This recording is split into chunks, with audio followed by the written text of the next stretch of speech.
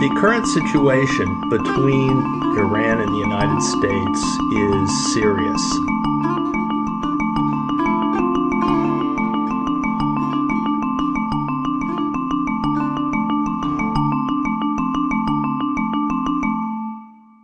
It is clearly the most serious situation since our rivalry with the Soviet Union up through the early 1980s.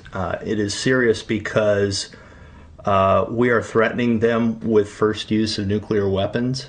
The plan for Iran is targeted military strikes from the air, targeting nuclear facilities to create instability in Iran that would lead to an internal takeover. So it wouldn't need more troops. It's basically what it needs is the will to move forward on it. The Bush administration has the will. We can see that the administration is doing the same damn thing that it was doing to get us into that horrible war in Iraq. And that is, it's putting out propaganda, it's misleading the public. Well, Vice President Cheney stood on an aircraft carrier 150 miles off the coast of Iran today to deliver a blunt message. We will stand with others to prevent Iran from gaining nuclear weapons and dominating this region. Why is the U.S. government trying to start a war with Iran? Basically, until 1979, U.S. and British oil companies owned most of Iran's oil. In 1979, with the Iranian Revolution, the oil companies were kicked out. Since that time, I think it's safe to argue that U.S. and British oil companies and our governments have felt that that oil really belongs to them and have been trying to get it back. It's a tremendous amount of oil. Oil is not just about the profits that would be yielded to oil companies if they owned the oil, although it is a lot about that. It's also about the global power garnered by who controls the last bits of global oil supply. 2/3 of the world's reserves of oil and natural gas is in the Middle East Central Asian region. The largest is in Saudi Arabia, the second largest in Iraq, and the third largest in Iran. Control of this region has been policy since the U.S. emerged a new world power after World War II. In order to dominate the world, we must control the world's oil, and we must not tolerate countries that show how independence and defiance of the U.S. is possible. Plain and simple, the U.S. agenda is world domination. Please, Chick, that hurts. Don't do it anymore. Are you gonna be on my side if I let you up? Sure, Chick, sure. I'm on your side. Just set me up. I'll do anything you say. Controlling oil means you have a stranglehold on the world economy, and you have a stranglehold on countries who use oil. Either they depend on it for their economy or they import oil. The U.S. established business and military partnerships with the dictators in the region. The Saudi royal family in Saudi Arabia, Saddam Hussein in Iraq, and the Shah in Iran.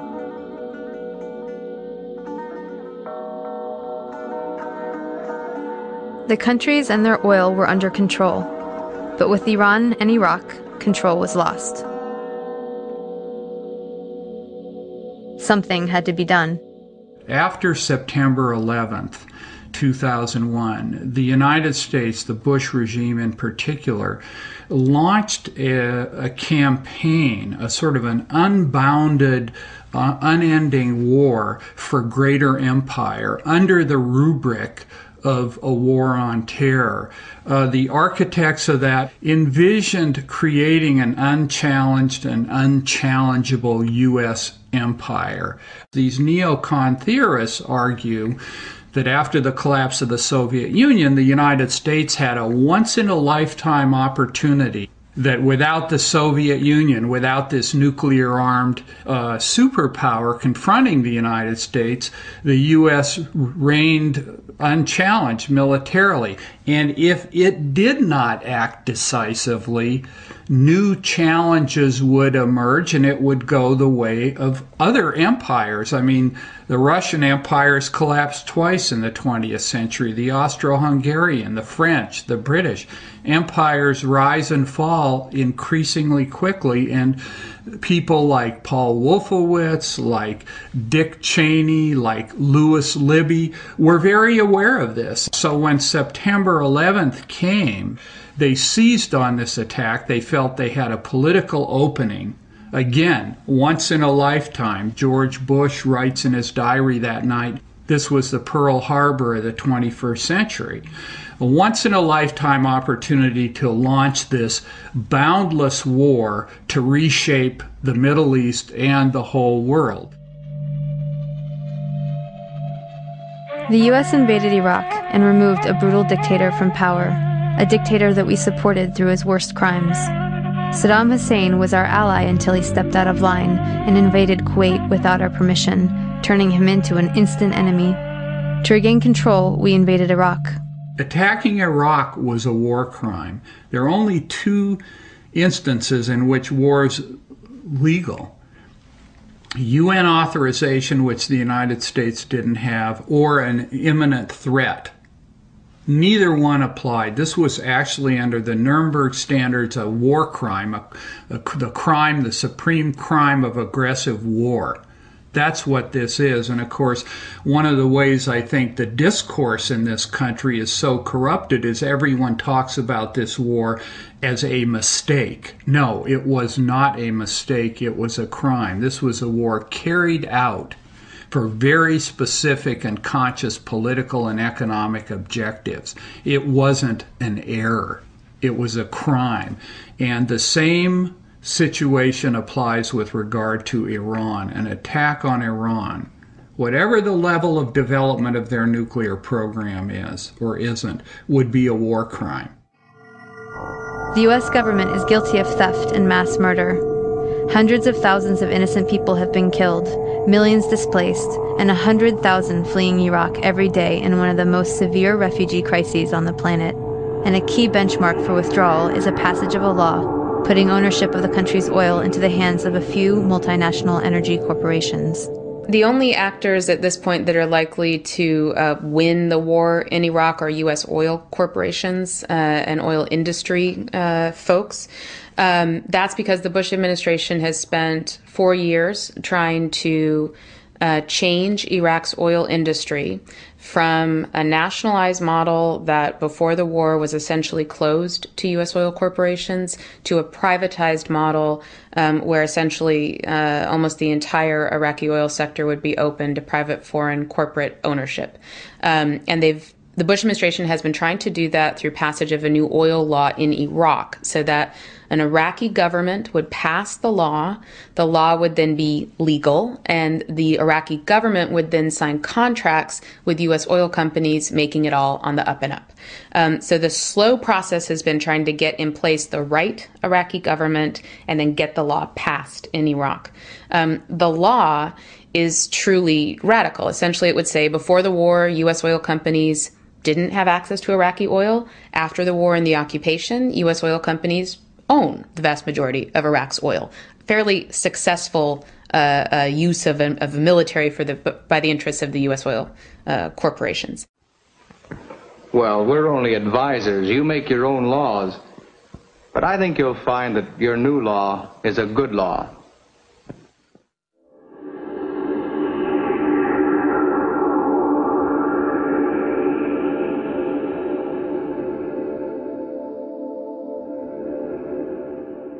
Gaining control of this Middle East, Central Asian region, knocking down any obstacles, whether they be in the form of anti-U.S. movements or states such as Iraq, Iran, Syria that weren't firmly under U.S. control.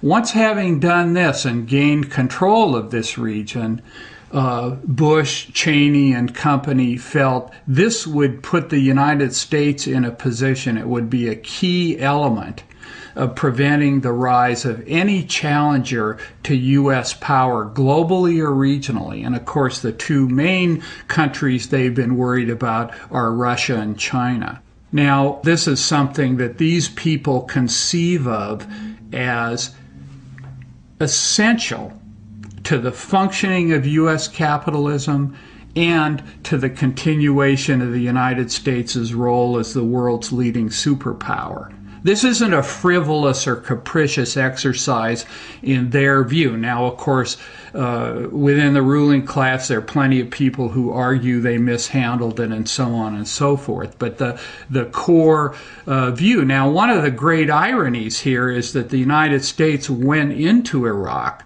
as we all know, on the basis of very naked and blatant lies. There was no intelligence failure. They knew full well Saddam Hussein was not a grave and gathering threat and that he had been largely disarmed.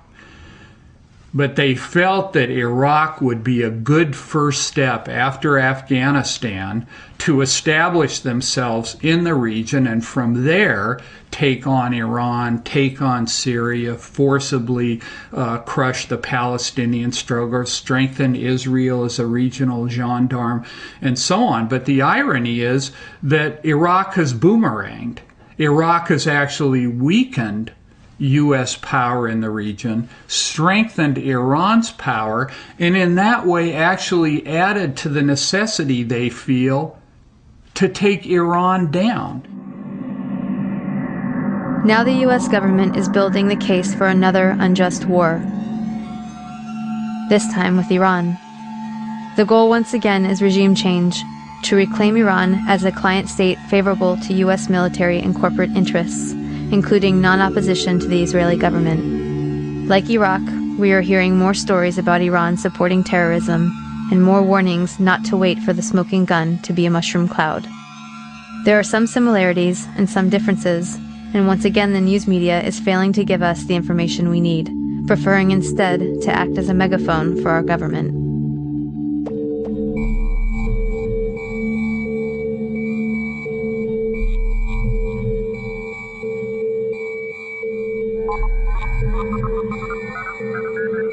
You know, it's really important as a first step towards preventing war on Iran that people keep in mind as they hear any rhetoric that's pushing towards war to have a skeptical eye. That the history of buildups to war, not just in Iraq or Iran, is rhetoric that is built on lies, the classic Vietnam Gulf of Tonkin, and just to not buy into it and be prepared for the big lie and be prepared not to believe it. As a great journalist from the 20th century, I.F. Stone said when he would introduce a topic to a journalism class, he'd say, there's two words that you get out of this class, let it be governments lie. Our country is presented as defending itself against a ruthless enemy, and to do this, we must hide any history that shows what we did to start the fight and how we escalated it until we could appear justified striking back with a crushing blow. Iran is a perfect example, and a war on Iran would amount to terrorism.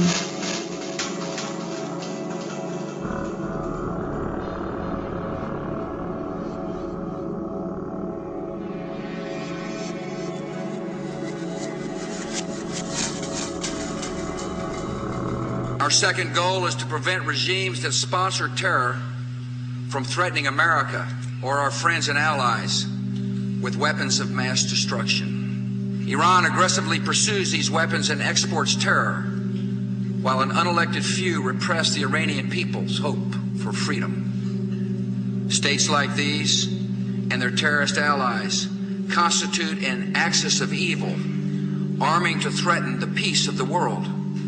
Iran is being positioned as the next front in the global war on terror. Despite the PR campaign to convince us otherwise, the U.S. government does not place a high priority on preventing terrorism.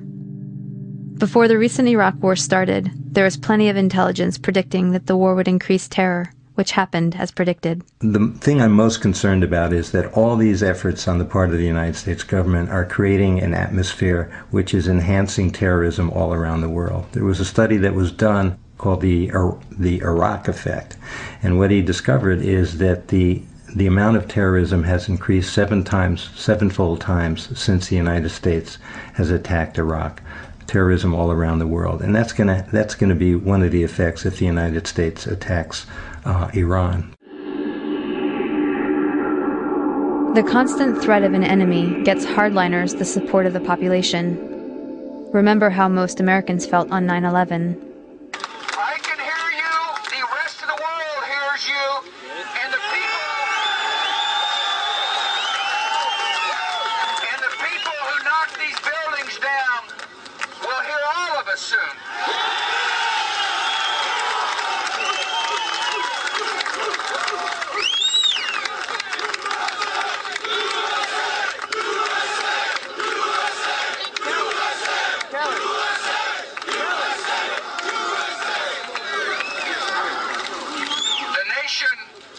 The nation sends its love.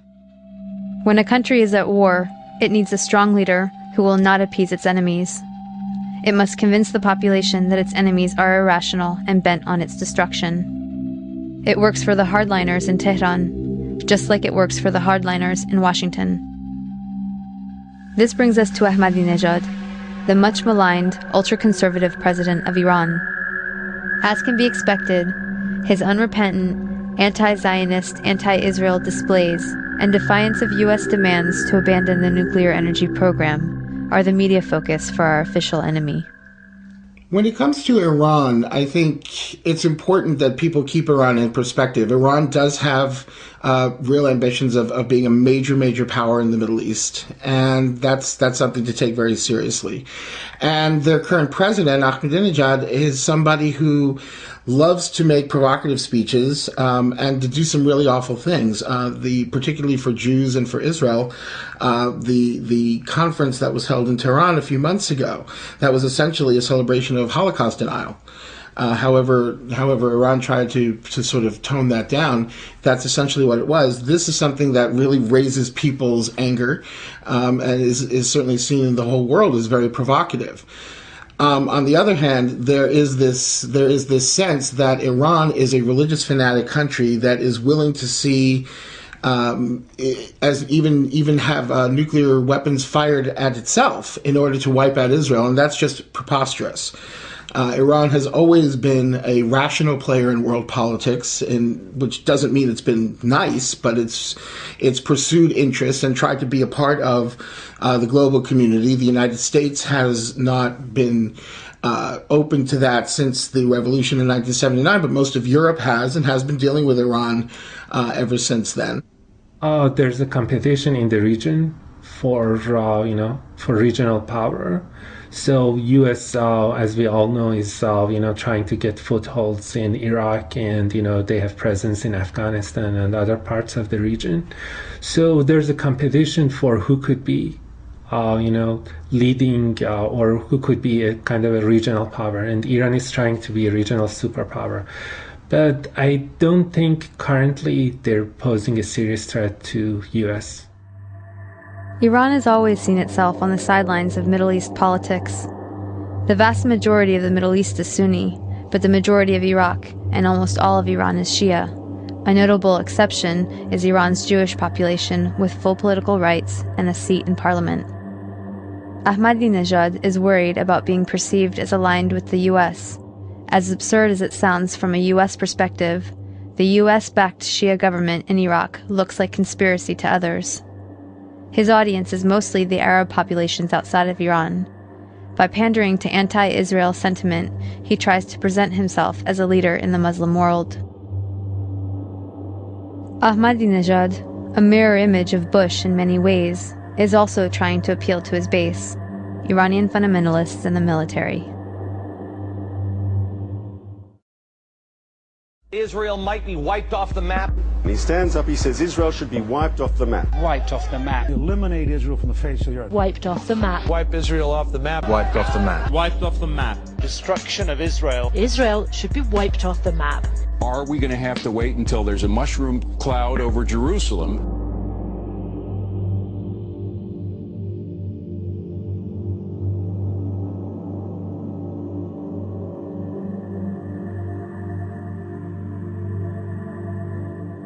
I think one of the things that we hear about Iran that's misleading is that the president, Ahmadinejad, is said to be really the person who's in charge in Iran. And in point of fact, especially when it comes to foreign policy, it's the Ayatollah Khomeini who's really in charge. And so we get a lot of, the media tends to report when Ahmadinejad says these really crazy things like it wants to wipe Israel off the map. But what it doesn't report is when Ayatollah Khomeini says that Iran is willing to back the Saudi peace plan in the Middle East, which really is a plan to normalize relations with Israel if Israel withdraws entirely from the occupied territories in the West Bank, and Gaza, East Jerusalem. We don't hear about that. So we know that we're being set up to demonize, to think of Iran as this horrible country and really to demonize it. What must be understood is that the office of the President of Iran is not the same as the office of the President of the United States. The media should be focusing on Ahmadinejad's boss, the supreme leader, Grand Ayatollah Khamenei. He has total power over the foreign policy, over the military, and the nuclear program.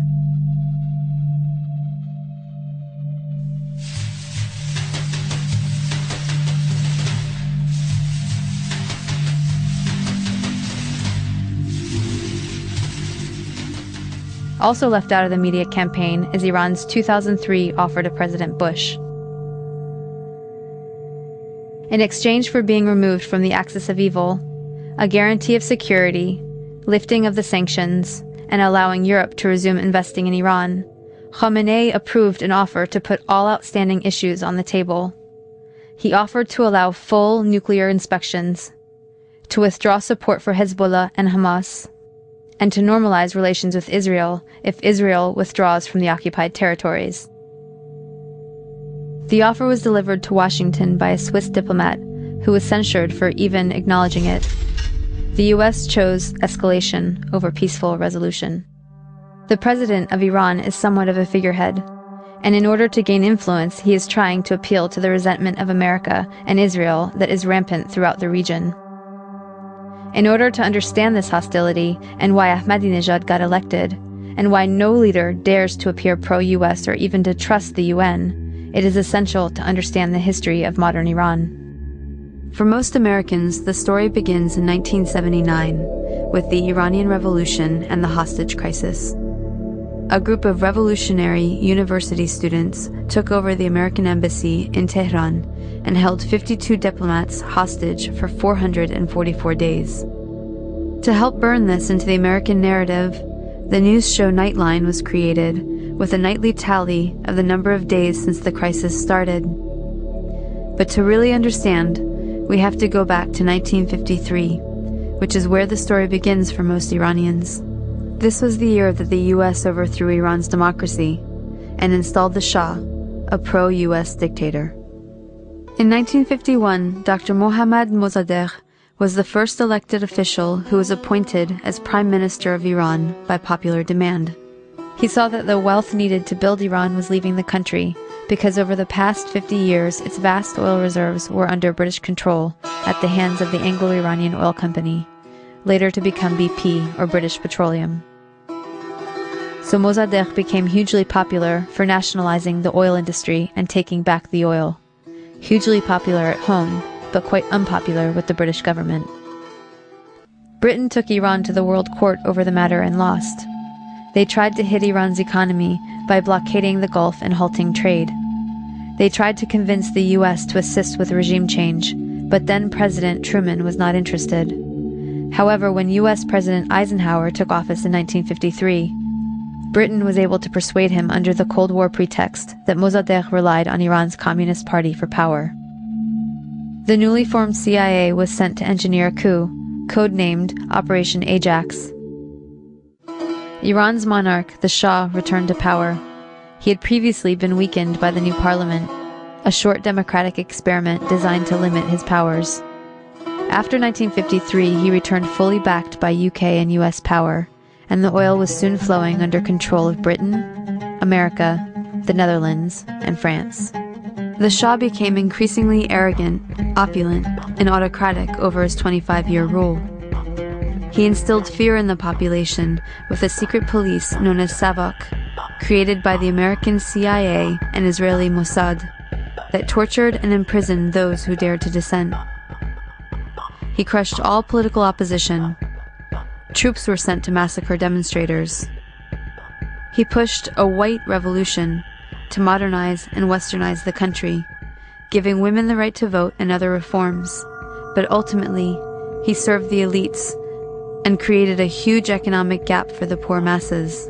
Powerful religious leaders saw that he was forcibly trying to rid Iran of Islam in a country that was 90% Muslim. One of the Shah's leading critics, Ayatollah Ruhollah Khomeini, was arrested and imprisoned for 18 months. After his release in 1964, Khomeini was sent into exile for 14 years. From abroad, he continued his anti-US, anti-Shah campaign through sermons on cassette tapes that made their way back into Iran and circulated as people copied and shared them. By the end of the 1970s, things had gotten so bad that major protests and the violence that followed were becoming a regular occurrence. The Shah declared martial law and banned demonstrations. This resulted in a huge protest and a general strike that shut down the economy. Soon over 2 million people flooded a public square in Tehran, demanding to remove the Shah and for Khomeini to return, and that is exactly what happened. One important thing to note is that the CIA orchestrated the 1953 coup out of the very same American embassy in Tehran that was later the site of the hostage crisis, right after the Shah was overthrown by popular revolution in 1979. The students were convinced that once again, the US had plans to overthrow their revolution. In fact, US President Carter did send a NATO general to instigate a military coup, but it failed. Iran and the US had an extradition treaty in force that obligated the Carter administration to return the Shah to Iran as an indicted criminal. The students had 4 demands: return the Shah to Iran for trial. He had been accepted into America for medical treatment. Return the Shah's wealth to the Iranian people. A promise from the US not to interfere in Iran's affairs in the future. And an apology and admission of guilt by the US for its past actions in Iran. The apology never came, but 20 years later, Secretary of State Madeleine Albright did acknowledge the US role in Mossadegh's overthrow. So Khomeini took power in 1979 and instituted a government under Islamic law. Within a year of the revolution, Saddam Hussein invaded Iran without provocation, seeking control of Iran's oil-rich Khuzestan region and key oil shipping waterways. The resulting Iran-Iraq War from 1980 to 1988 was the longest and one of the most devastating conventional wars of the century. At least 500,000 Iranians were killed. This war further cemented resentment of the US government as they were playing both sides.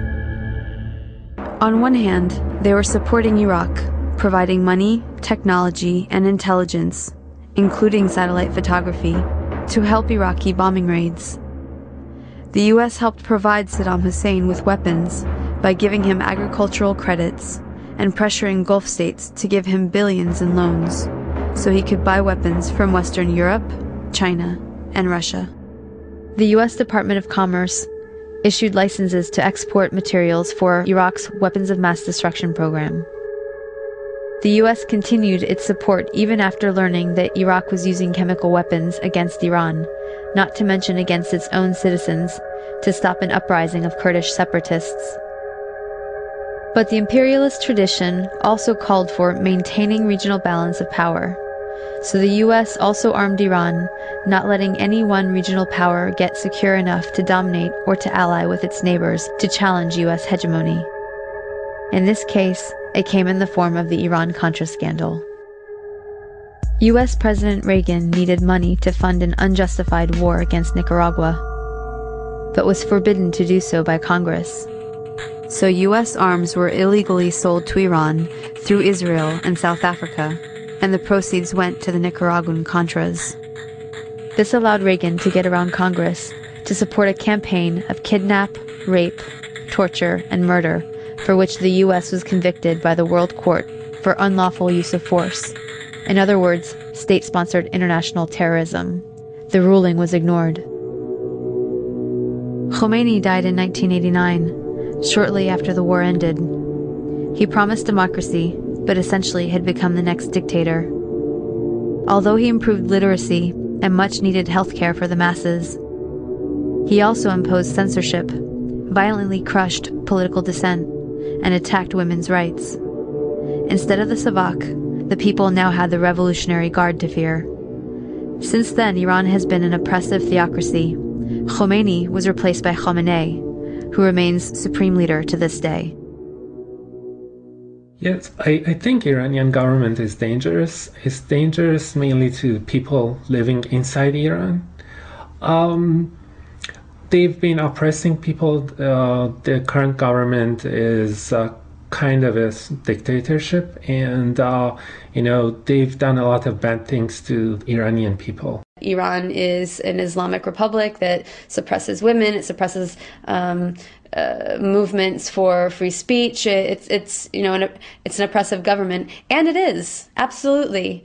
And U.S. intervention is going to make it worse. It's made it worse in Iraq. It's made it worse in other contexts, and it's absolutely going to make it worse in Iran. The United States does not oppose the Islamic Republic because it's reactionary or repressive. All we need to do is look across the Persian Gulf to Saudi Arabia and understand that the United States has no trouble supporting reactionary, oppressive theocracies as long as they do the U.S.'s bidding. And we've seen in Iraq, did the United States bring freedom and liberation to Iraq? No, they succeeded in killing an estimated 650,000 people, making refugees out of 3 million, destroying the country, and actually strengthening the hand of Islamic fundamentalist Shias who want to impose their own theocracy in Iraq. So it's increased the nightmare of the Iraqi people. The Islamic Republic is a repressive regime. I was in Iran in 1979 and 1980 and saw this Islamic theocracy being consolidated. And many of my friends were killed or tortured, put in prison because they were secular opponents of both imperialism but also of religious rule. Certainly women are being mistreated and held in a subservient position. Science is undermined by this sort of theocratic rule. Now, having said that, so this isn't a regime that I like, but having said that, I'm still fully opposed to any U.S. attack on Iran. The fact that the Islamic Republic is a reactionary, repressive regime does not give the United States the right to attack Iran.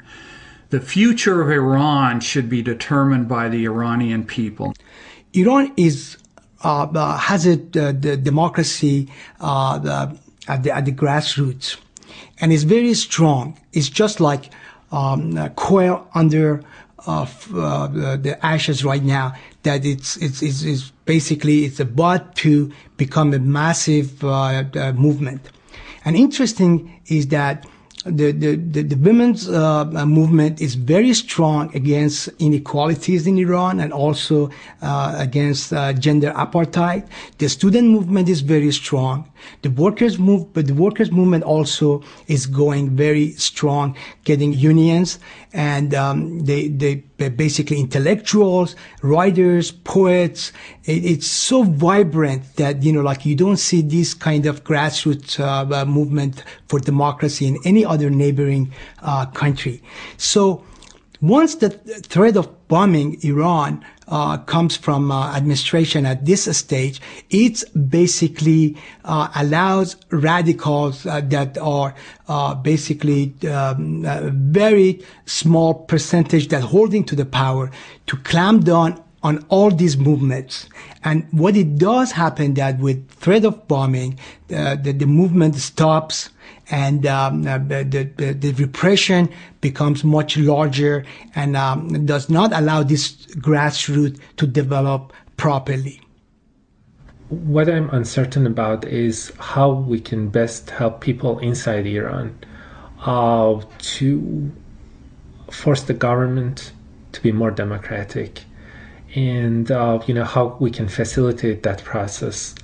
That's a very difficult question. I know different people have different answers and different thinkings, but you don't want to let the government in Iran to have a free hand to do whatever they want against people. But on the other hand, democracy is not something that you can force from outside. And, if there's a very strong democracy movement inside Iran. So if it looks like that people from outside are helping them, then the government will seize that opportunity to make it look like just foreign puppets, and it will crack down on them. So you cannot directly support them. But so that's the difficult question, and how best we can do something to help people inside Iran. Khomeini did form a new kind of government with some elected offices, but still with himself as the supreme leader, the head of the government. There is an elected parliament called the Majlis and an elected president, but their democratic functions are limited, as all candidates and all laws must be approved by the Guardian Council. The Guardian Council has 12 members, and half are clerics appointed by the supreme leader, who has the final say on all important matters. The job of the Guardian Council is to guard the country against efforts to undermine the ideals of the revolution. They normally prevent any reformers from being elected, but the strength of the democracy movement culminated in 1997, and a reformer was elected.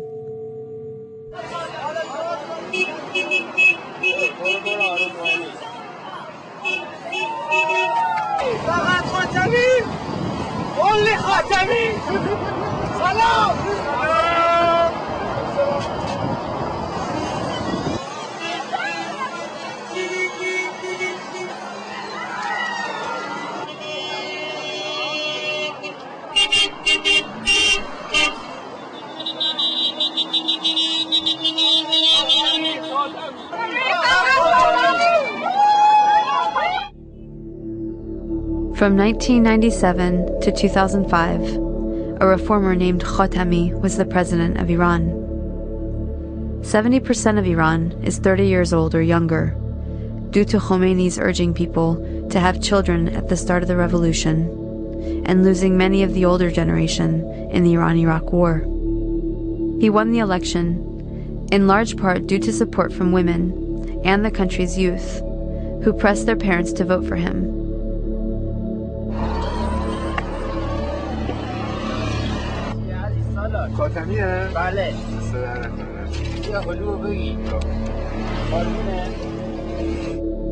He wanted to return rights to women, and he rejected the idea that the Muslim world and the West must have a clash of civilizations, promoting instead a dialogue among civilizations.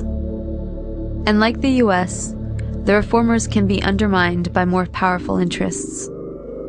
Khatami's reforms mostly failed, and when the conservatives used political assassinations of students and writers to destabilize the reformists, the people took to the streets in protest, and Khatami's response was silence and deference to the conservatives. His supporters began to turn against him.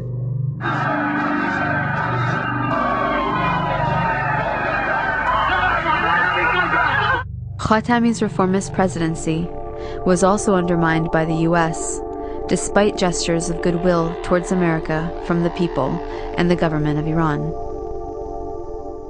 Iran has the most pro-American public in the region, in the Middle East. If you remember, after September 11th, people just went to the streets and they had candlelight vigils for victims of the terrorist attacks. So people in Iran really like Americans.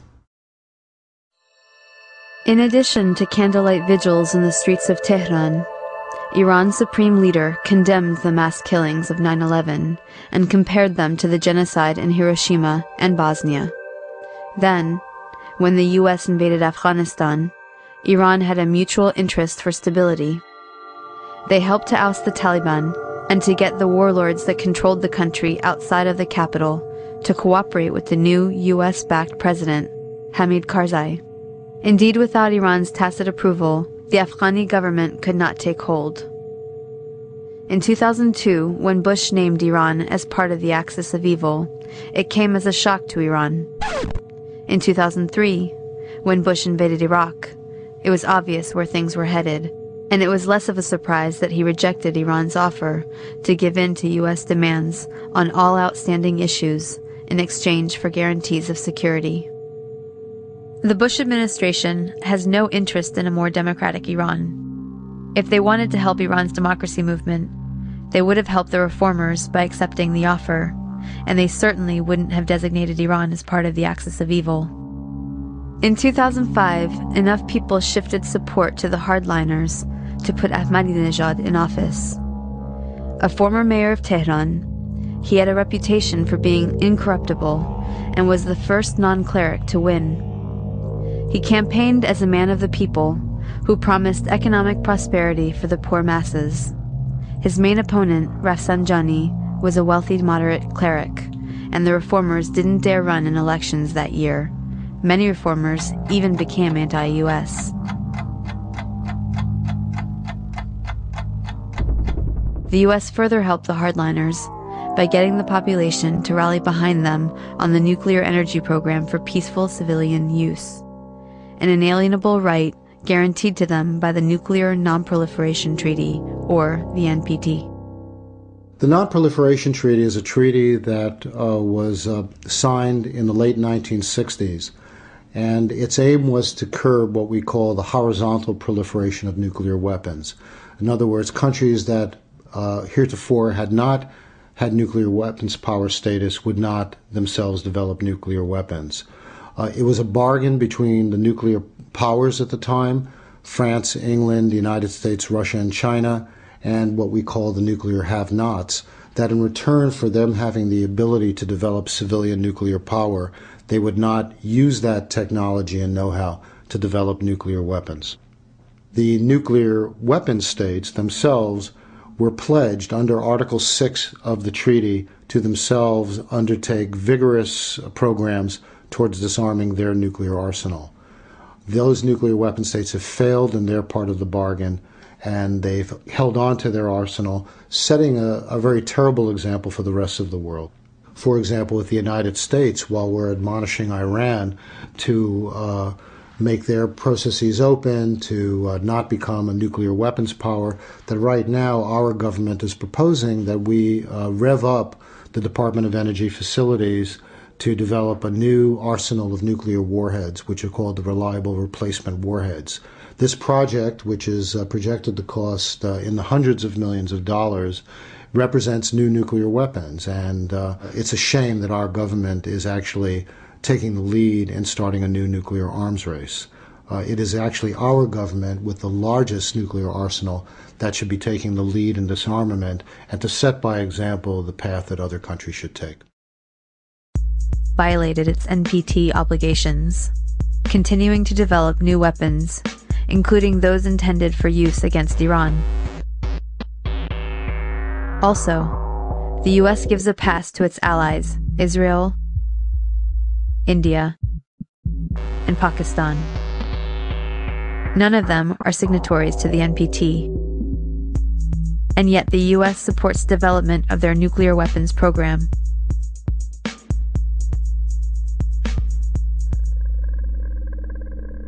Given Iran's vast oil reserves, many question the need for them to pursue peaceful nuclear energy, but there are valid reasons, as the US must have recognized when Iran was an ally under the Shah, and the US pushed for Iran's nuclear development program, correctly arguing that oil will eventually run out. It is more profitable to export the oil, especially in the future when the price goes up. Also, even though Iran has plenty of crude oil, it lacks refineries. Sanctions has meant no major investment in the oil and gas sector, and the country still hasn't been able to recover enough to keep up with demand from the destruction of refinery capacity during the Iran-Iraq War. With its huge population growth and expanding industrialization, Iran actually relies on imports for refined oil. Then there is the matter of national prestige and pride. As a country that is a regional power, it will not give up its inalienable right under the NPT to have a nuclear program for peaceful use. How would Americans feel if our right to nuclear energy and research was taken away? We live in a world where there are a lot of pressures to compete in what I would consider the world capitalist system, pressures that in terms of the Iranian leadership and trying to jockey for world position that they look for. And part of this is what has unfortunately been the path, in my view, that other countries have taken as well, is to look for being able to potentially have status in the world and to develop a nuclear program. I don't know if that's where the Iranians are headed, but the potential is there. Lastly, Iran likely wants the option to be able to build a nuclear deterrent on short notice if needed, just like Japan and the dozens of other countries. Iran placed its confidence in the UN and international community to protect it at the start of the Iran-Iraq War, when Saddam Hussein crossed the border and invaded it. But the UN stood by and did nothing, even when it became clear Hussein was using chemical weapons against the Iranian resistance. Iran understands that it must be able to protect itself. I look at the rest of the region, and I look at whether they wanted to have a nuclear weapon, which, as I understand it, they're not actually developing a nuclear weapon right now. But if they did, even though I'm against nuclear weapons, all nuclear weapons, I can understand the logic of deterrence. I see India, I see Pakistan, I see Israel, I see they're at odds with their neighbor and nearby neighbor Saudi Arabia. And then I look at North Korea barely having a bomb and delivery systems, and the United States not going at war with them. It looks like, from Iran's perspective, in my mind, that they would think that they should have a nuclear weapon. And yet, polls there show that they want to have the right to it, as any other country would have a right to nuclear energy. But it's not clear that they're developing nuclear weapons, though I would understand why they would if they were. While holding the option to develop nuclear weapons if needed, there are good reasons why Iran would hope not to have to exercise that option. The last thing it wants to do is alienate neighboring Arab countries, who might align with the US if they feel threatened by knowing Iran has nuclear weapons.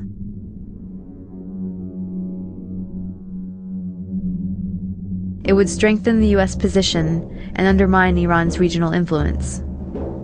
The Iranian government may not be lying when it says it has no intent to build weapons, as it has said consistently throughout the US campaign to portray this official enemy as an unreasonable, unrelenting threat to the world. Iran's supreme leader, Ayatollah Khamenei, has declared repeatedly that Iran will not attack or threaten any country. He has also issued a fatwa against production, stockpiling, and use of nuclear weapons, and banned nuclear weapons as sacrilegious. Iran has been a consistent supporter of the NPT and called for a nuclear weapons-free Middle East. Under U.S. pressure, the UN Security Council ordered Iran to stop enriching uranium and has imposed sanctions without justification.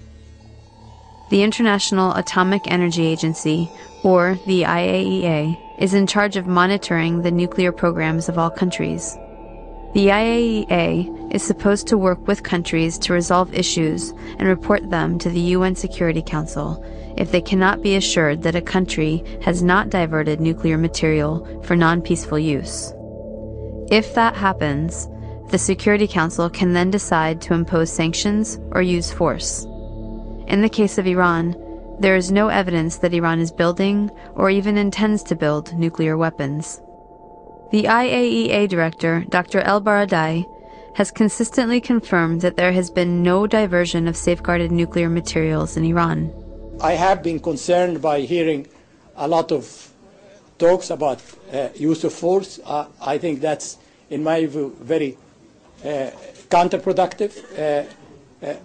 What we have seen on the ground in Iran that are issues that need to be clarified. I said again, Iran needs to build confidence through suspending its enrichment-related activities. But that has been said. I have repeated that we have not seen any undeclared facilities operating in Iran. We have seen any concrete evidence that the Iran program is being weaponized. We have not received any information to that effect. So I haven't heard any other information to the contrary. So while we're still concerned about the nature of the Iranian program, we should not, I do not believe at this stage that we are facing clear and present danger that require that we go beyond diplomacy. He has also repeatedly urged skeptics in Western capitals to help the IAEA by sharing any possible proof in their possession of suspicious nuclear activity in Iran. But the only proof offered has been proven false. The U.S. instead relies on coercion to get the UN and international agencies to serve the U.S. agenda. The United States makes the UN work when it wants it to work. And that is exactly the way it should be, because the only question for the United States is what's in our national interest. And if you don't like that, I'm sorry, but that is the fact.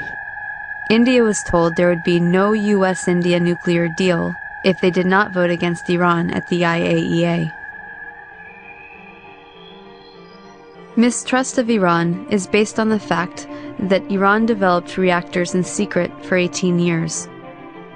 The U.S. offers this as evidence that Iran has something to hide, but the undeclared work was justified given the U.S. campaign to undermine any effort to develop out in the open.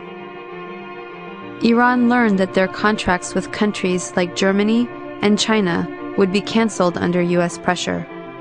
Thus, Washington systematically violated, with impunity, Article 4 of the NPT, which allows signatories of the fullest possible exchange of equipment, materials, and scientific technological information for the peaceful uses of nuclear energy.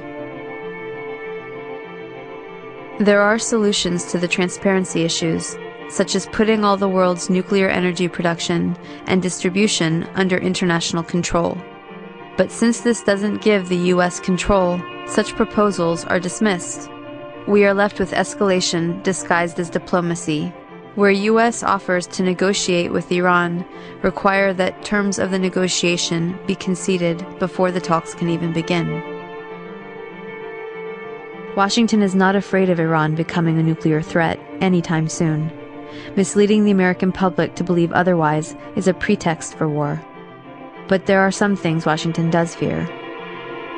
Due to historical accident, most of the world's petroleum is in Shiite parts of the Middle East, including Shia-controlled Iraq, Shia Iran, and the Shia region of Saudi Arabia.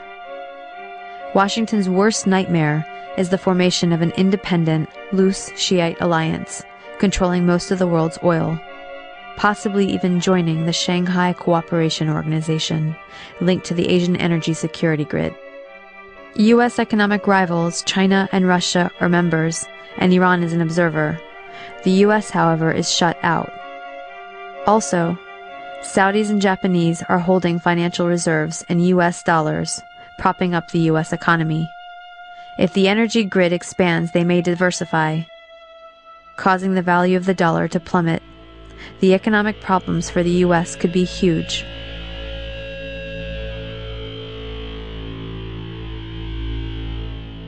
There are accusations that Iran is supporting terrorism. When we're talking about questions of sponsoring terrorism, I think we have to pull back a little bit and really ask what do we mean by terrorism? If we're looking at it from the standpoint of one definition, which is armed groups targeting civilians and causing innocent people to die for whatever reason that motivates them, there are indications that indeed Iran might be providing some support to groups who would undertake those type of actions. On the other hand, many of these same groups themselves have legitimate political grievances in terms of the ongoing situation in the Middle East, in terms of the situation, for example, in Israel and Palestine, where people are deprived of their rights. So if we look historically at the issue of terrorism, it can be said in many circumstances that one person's terrorist is another person's freedom fighter. We could certainly look at the history of South Africa, for example, to see where Nelson Mandela and the members of the African National Congress were painted as terrorists, and now we recognize their contributions to freedom in their country. Compared with this issue, we also have to look at what the experience of our country has been and what we have both directly and indirectly supported, which could equally be looked at as terrorism. So we can look at the fact of the wars in Central America of the 1980s, where we backed death squads in Guatemala and El Salvador, and we backed the counter-revolution in Nicaragua, all which targeted innocent people, which propagated severe human rights abuses, including torture on many of these people. We could look also going back to Africa in terms of the United States cooperation with South Africa in suppressing the frontline regimes in Angola, Mozambique, and Guinea-Bissau, countries that at the beginning had a real chance to make real change in their countries in the post-colonial era, but because of our interest in countering Soviet power during the time of the Cold War, we backed the most ruthless mercenaries, and millions of people died. The consequences of those types of policies, which are equivalent to what the carnage wrought by terrorism, has been, for example, in Africa, countries that are awash with arms, that our country permits small arms, hundreds of thousands to flood places like Africa, where the really terrible wars in places like Sierra Leone and other countries in West Africa flourish. So again, we really have to look at the responsibility going across many different countries in this case, and in particular, since we're here in the United States, to look at the prime responsibility of our country being the strongest superpower in the world is basically dictating the course of action for much of the way the rest of the world runs. Add this to the double hypocrisy of the U.S., one for complaining about Iran interfering in Iraq.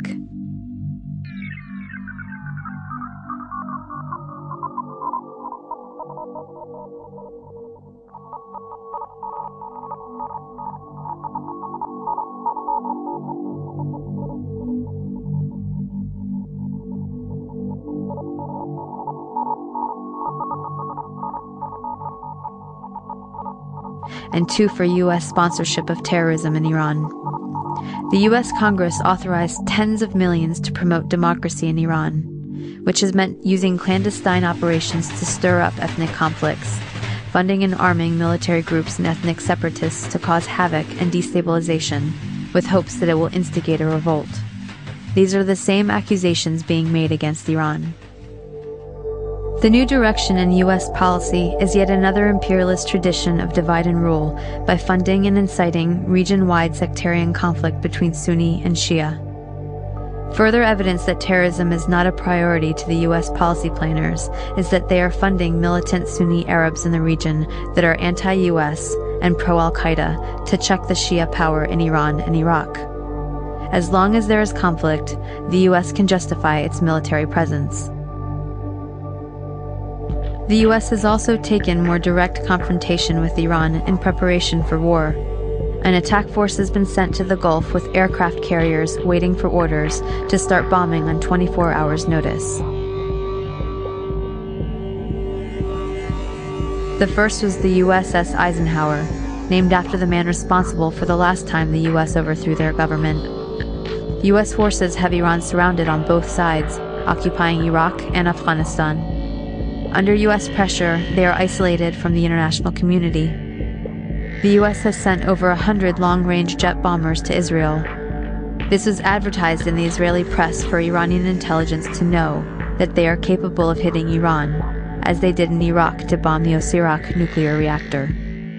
The threats alone made by the U.S. are illegal, as the UN Charter prohibits threat or use of force.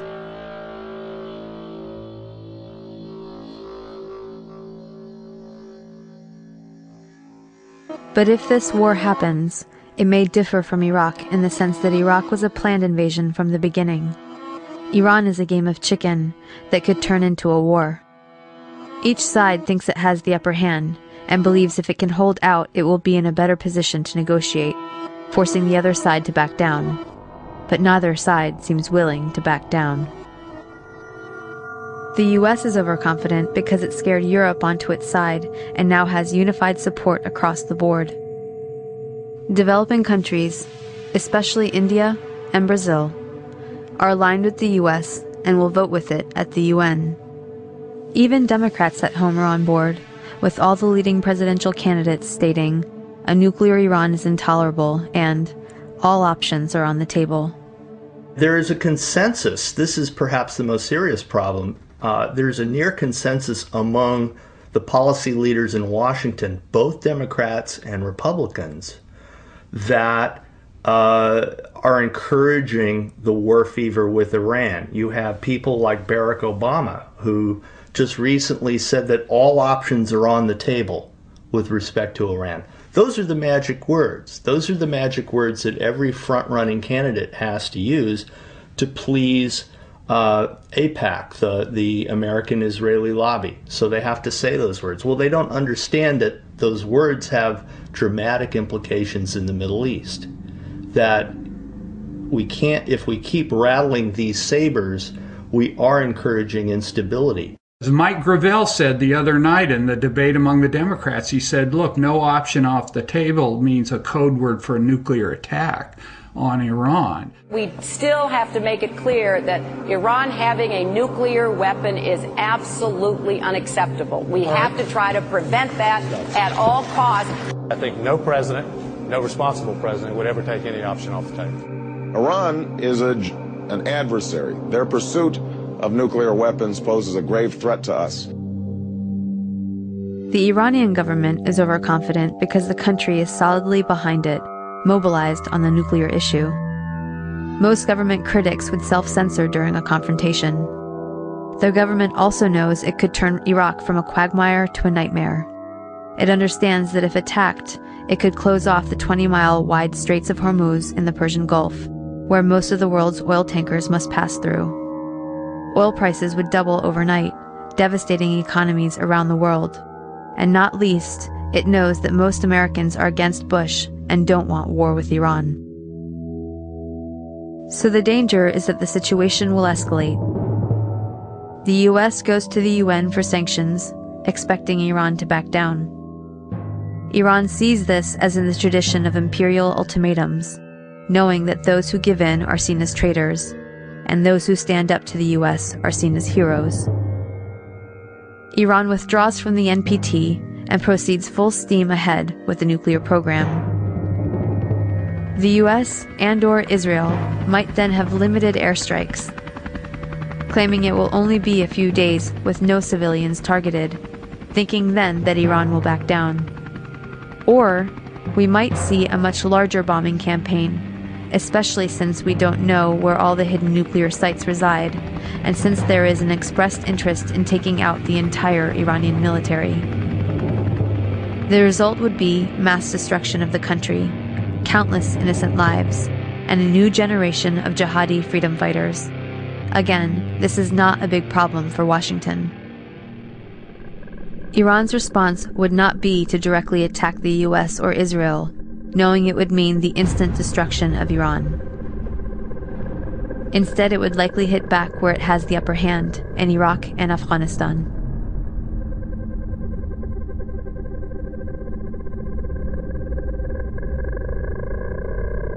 The only way to triple the number of US troops is by reinstituting the draft. So what should the US do instead of escalating war? We should not allow to become numb to the suffering of ordinary people. We should not allow killing by just blink of an eye. It's very important to lead by an example. I personally believe that the US ought to lead the entire world by an example. Resolving all global issues through persuasion, not fear. Through cooperation, not confrontation. In the First World War, the major casualties were combatant soldiers. But as the wars have increased over the years, the major casualties, the major loss of life, have been non-combatants, have been civilians. And therefore, I don't think one can anymore justify wars unless it's absolutely necessary as a defense because your country's being attacked. There's a wonderful phrase by Howard Zinn, and he said, "No flag is large enough to cover the shame of innocent people killed in war." And I think that's really what we have to keep in mind. That has to be what motivates us to stop these goddamn wars. A war would be unjustified, first off, because there are many other ways to try to deal with the situation in Iran without going to war. So we have international mechanisms such as having mutual support from the nuclear weapons powers and from the nuclear wannabes to be able to work the issue of the Iranian nuclear program out through diplomacy and, again, by having mutuality in terms of respect for the treaty, whereby the nuclear weapons powers would lead by example. And sanctions, even, which is not diplomacy. Sanctions are an offensive act that will not bring reduced tension. The United States, has used nuclear weapons. We are violating the Nuclear Non-Proliferation Treaty. We are violating, I think, the Anti-Ballistic Missile Treaty. We are on the verge of wiping out international law as a basis for governments in conflict not going to war. We have over 10,000 nuclear weapons. We have by far and away the largest military in the world, and we think we're exceptional. We think that we are not bound by international law, and history tells us that every country that treats itself as exceptional eventually gets into big trouble. The Germans thought they were exceptional. Before that, the British thought they were exceptional. And over again, governments and peoples that think that they are the chosen one, that the laws of international conventions don't apply to them, eventually they do get their comeuppance. We have to become less exceptional in our attitudes towards these countries and a little bit more appreciative of their history. That has not happened. Unfortunately, that's going to require a significant change of consciousness. We can end the threat to the U.S. if we end the threat we make to others. We must end the U.S. threat to Iran. End the sanctions. Live up to our end of the NPT and stop developing new weapons. And reduce the ones we have. Sit down and negotiate. But in order to achieve a lasting solution against imperialist aggression, both our own and any powers that arise in the future, sooner or later we need to have fundamental changes in support of international law and justice. We should make the UN Security Council a rotating body with no permanent members, not allow any country to have veto powers, and we need to accept the authority of the World Court. Intervention should only be allowed according to the rules of international law set by the UN. The US should withdraw from Iraq, Afghanistan, and the rest of the Middle East and pay reparations. We should end US contracts so Iraqis can rebuild Iraq. We should help Israel and Palestine achieve peace by not vetoing the UN resolution to return to pre-1967 borders. We must renounce the U.S. strategy of global military and economic empire. There's a dynamic that's going on in the Middle East of what I would refer to as two outmodeds clashing with each other. An outmoded form of politics and economy from the West, in other words, empire or imperialism, clashing with an outmoded form of politics and ideology in countries like Iraq and Iran and so on, which is Islamic fundamentalism. Neither one of them really offer a future to the people either in this country or in the Middle East, in my view.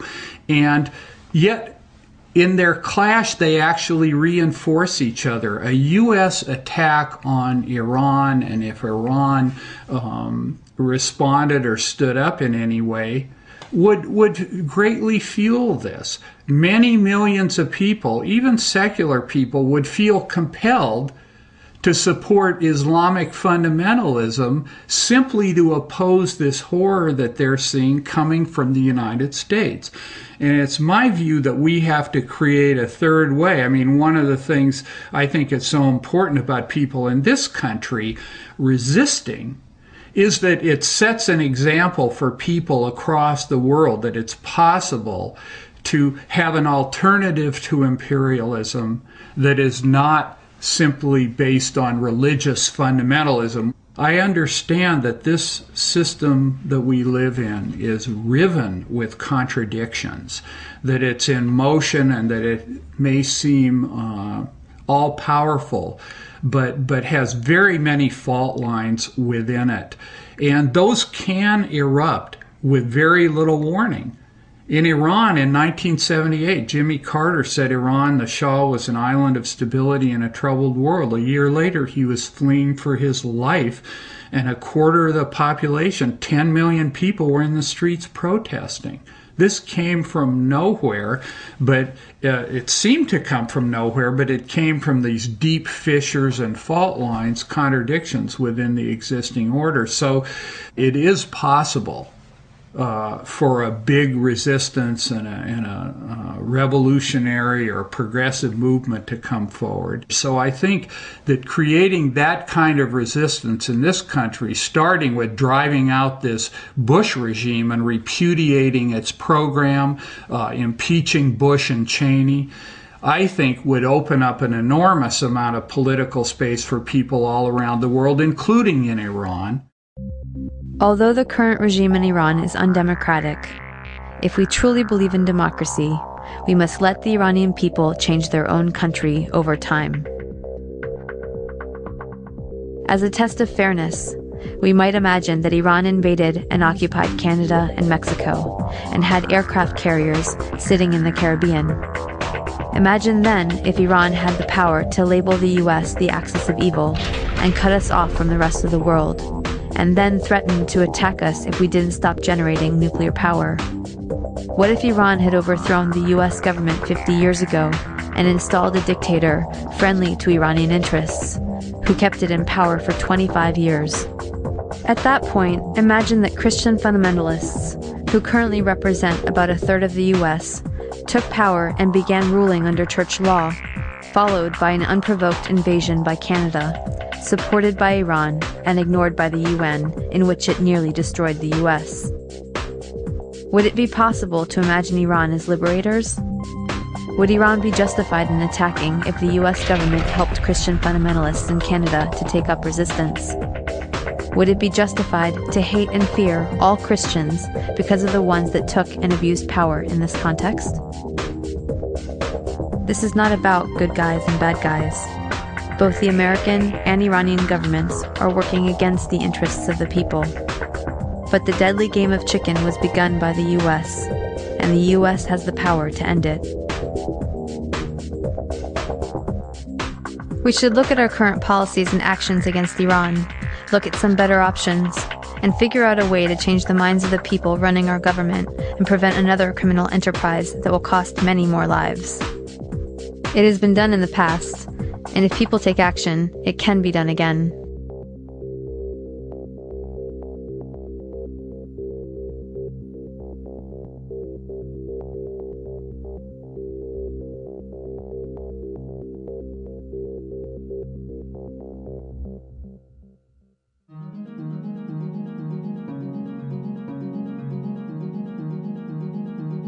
My name is Sahar Driver. I'm an Iranian American living in the Bay Area. I'm in the doctoral program in a post-colonial anthropology program.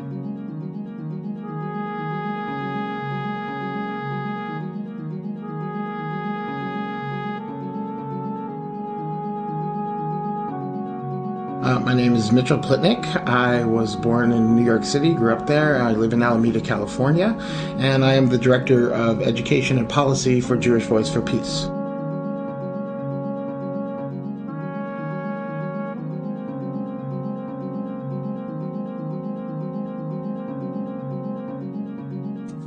My name is Jim Haber. I'm from the San Francisco Bay Area, and I've been helping run a soup kitchen for the last 21 years, full-time for 13, providing service as well as advocacy and organizing.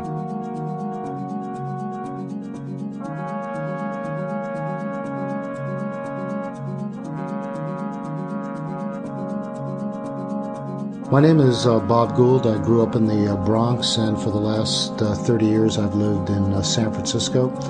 I work at Kaiser Hospital in San Jose as a pathologist, where I've worked there since 1981. I'm also, since 1989, the president of the San Francisco Bay Area chapter of Physicians for Social Responsibility.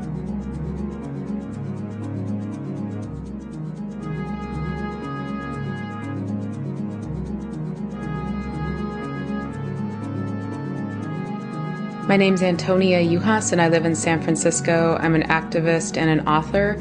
I'm a fellow with Oil Change International, a visiting scholar with the Institute for Policy Studies, and I am the author of a book called The Bush Agenda: Invading the World One Economy at a Time.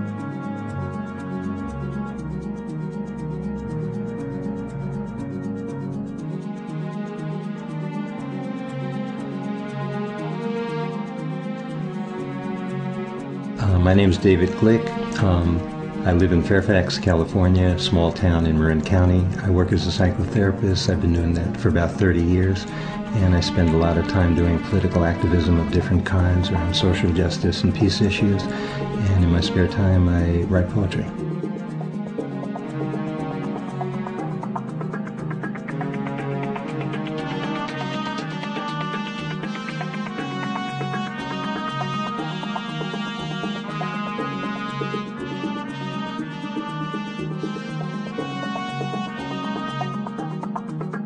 My name is Majid Barada, born in Tehran, Iran. I've been here in the United States last 35 years, and for last 28 years I've been a U.S. citizen. My profession is civil and earthquake engineering that spans over 26 years.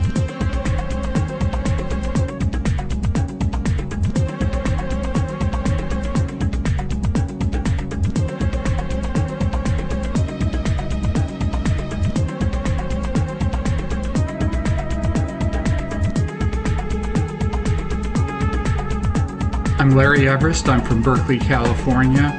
I've been covering the Middle East and Central Asia for over 25 years for Revolution newspaper and other publications, and I'm the author of Oil, Power, and Empire, Iraq, and the U.S. Global Agenda, and other books.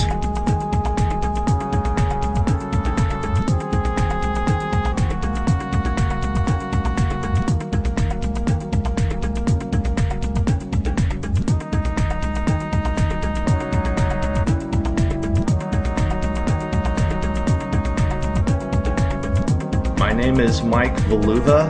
I'm an attorney. I'm in private practice at Walnut Creek. I am also counsel to the Western States Legal Foundation, which is a peace and environmental foundation based in Oakland, California.